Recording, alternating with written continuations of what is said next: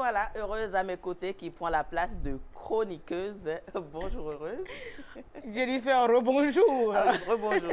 Alors, cette fois-ci, vous recevez Joël. Joël est votre invité. On y va. Bien sûr, hein, Joël est mon invité et il représente ici le personnel de l'ombre. Ceux-là, grâce à qui tout le monde nous suit, actuellement, nous ont suivis et nous suivrons encore. C'est ça. Et eux, on ne parle souvent pas d'eux. On ne parle souvent pas d'eux pour plusieurs raisons. Le réalisateur aujourd'hui ne peut pas quitter la réalisation et venir se mettre sur ce plateau. Ce n'est pas possible. C'est ça.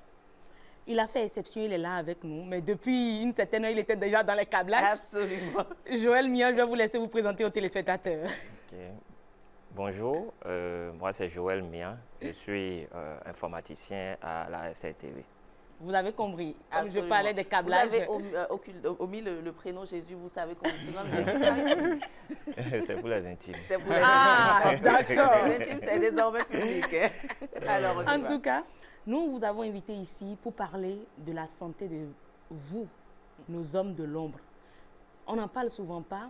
On a déjà eu à travailler sur la santé des présentateurs, la santé de ci et ça, mais les hommes de l'ombre, vous qui êtes dans les câblages, dans Debout, la maquilleuse et tout ça, vous précisément, vous avez une particularité.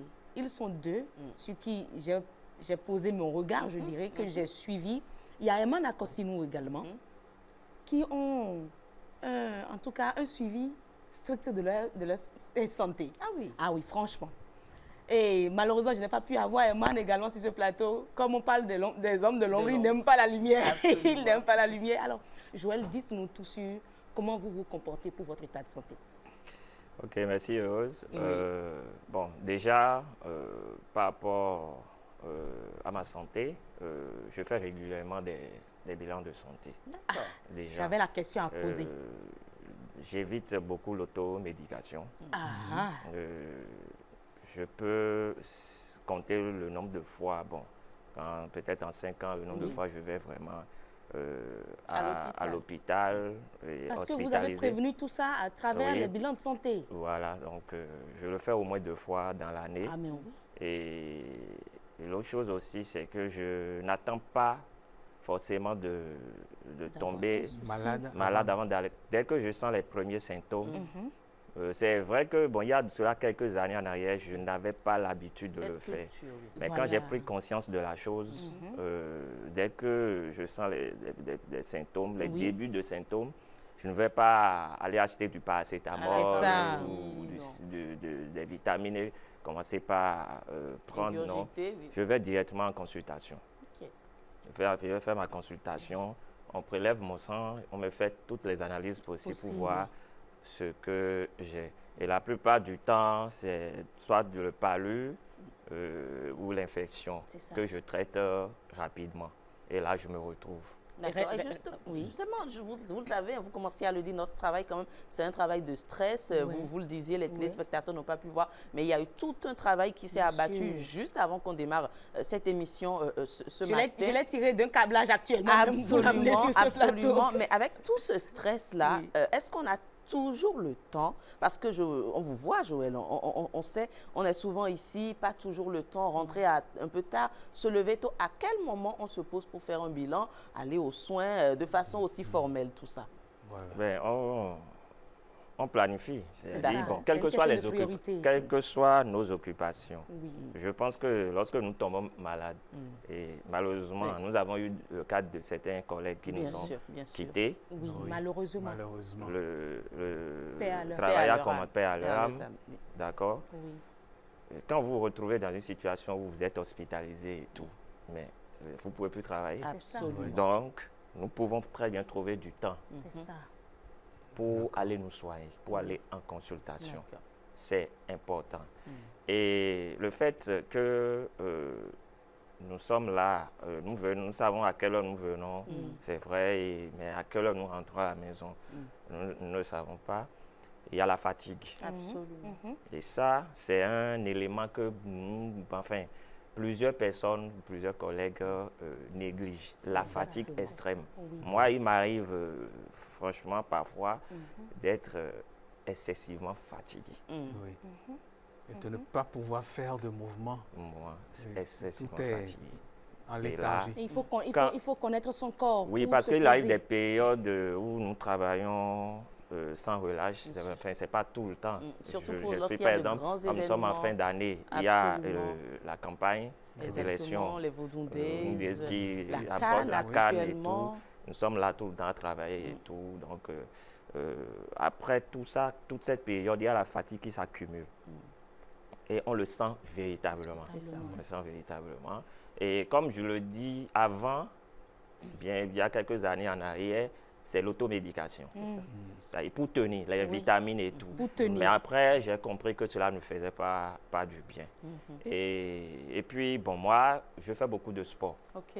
Ok, il y a ça aussi. Je fais beaucoup de sport, ce qui me permet vraiment de... J'ai compris qu'à travers le sport, j'arrive à maintenir quand même et ma santé. Votre santé. Et également même votre forme. Absolument. Bien Exactement. sûr. Et par exemple, je vous donne un exemple. Il y a de cela 2 ou 3 ans en arrière, je crois. Et si vous avez fait un peu attention, vous allez remarquer que j'avais commencé par prendre du poids. Absolument. Raison pour laquelle j'ai dit votre forme aussi. Voilà, j'avais commencé par prendre du poids parce que, en dehors du boulot, Oui. je m'étais inscrit au cours de master. D'accord. Donc, après le boulot, je devais aller au cours du soir. Je finissais vers 23 heures. Et c'est pratiquement à 0 heure que je mangeais. C'est ça. Et il est dit que c'est ce repas du soir-là qui Exactement. fait souvent grossir. Et Absolument. dans la même période, j'avais cessé avec les activités Sportive. sportives. Parce que Évidemment. je m'entraînais, bon, moi je joue au foot, comme vous le savez. Bien sûr, Nagra FC. Nagra FC, je suis l'un des capitaines de l'équipe de football de l'ORTB, de la SRTB, De la plutôt, SRTB. Nagra FC. Et dans la même période, je n'arrivais plus à tenir, C'est ça.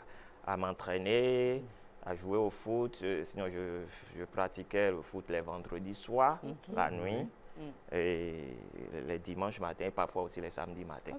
Je ne le ratais jamais.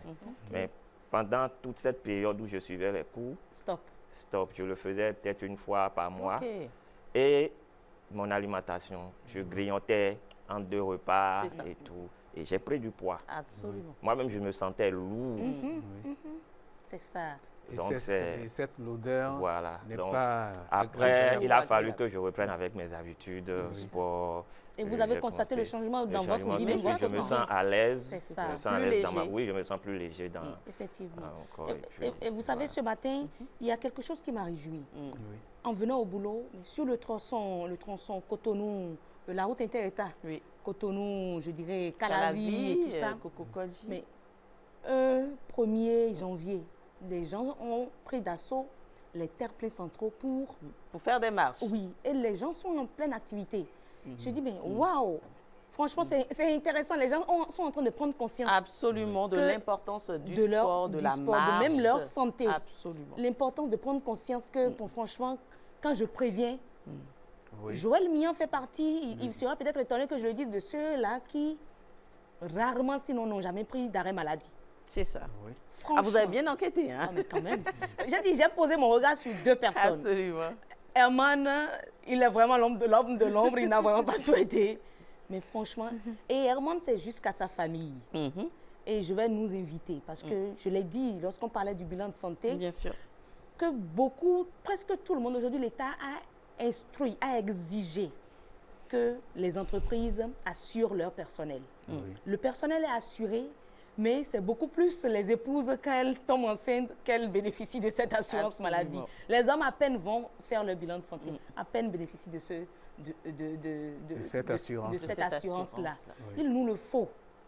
Et là, l'État en bénéficiera aussi, parce qu'on sera présent tout le temps. Patrick Diossou, tout le temps, il est là, 24 heures sur 24. C'est l'un des agents serviables, les plus serviables de la SRTB. Oh, merci. Merci. Non, mais on se connaît. Absolument. On se connaît dans cette boîte. Mais il faut qu'on prenne également soin de notre santé. C'est très important. Aujourd'hui, j'ai dit, le personnel parle de sa santé. J'ai une chance. J'ai mon épouse qui me suit tout le temps. Heureusement. Voilà. Oui. Heureusement, je suis heureux. Oui, malheureusement, tous les hommes n'ont pas cette chance-là. Oui, Joël également est c'est suivi ça. par son épouse. Hein? Je voudrais surtout aussi ajouter Oui. la santé mentale. la santé oui, mentale la qui santé est très mentale. importante. C'est très important parce que je peux vous assurer qu'on a des collègues Oui, et amis qui traversent des choses n'est-ce pas? qu'on ignore, C'est ça. Oui. C'est ça. Des situations compliquées. compliquées, Oui, et qui n'en parlent peut-être pas, c'est ça.